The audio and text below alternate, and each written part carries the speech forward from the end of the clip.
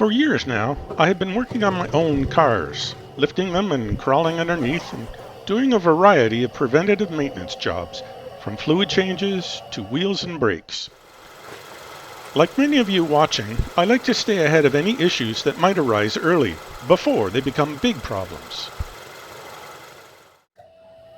This particular vehicle will be the subject of today's video, and something I noticed because, as the title states, I remove my splash guards.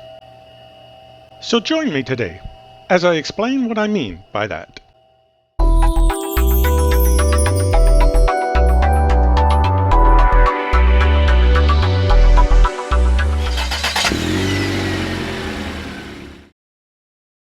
Last summer, my wife and I noticed a roaring noise coming from the front end while driving.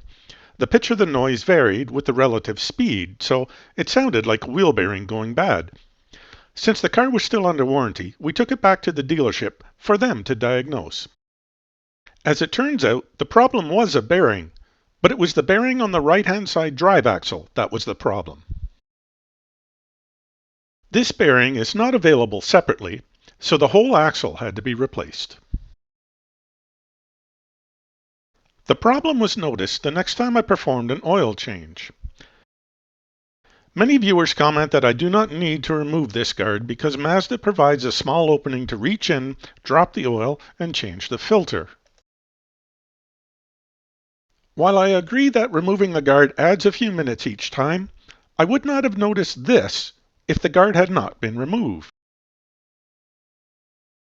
What we are looking at is a rubber boot covering the joint at the half shaft of the axle. This boot is clearly stretched too far and is distorted. I cannot say if this distortion would cause a premature failure of the boot, but because I noticed it, the dealership wanted to have another look at it. This is what the boot normally looks like, relaxed and not under tension.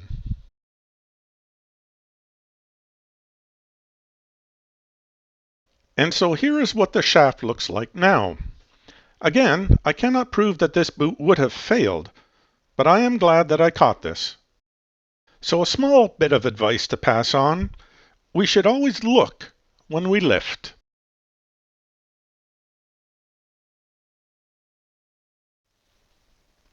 Thank you for joining me today behind the red door.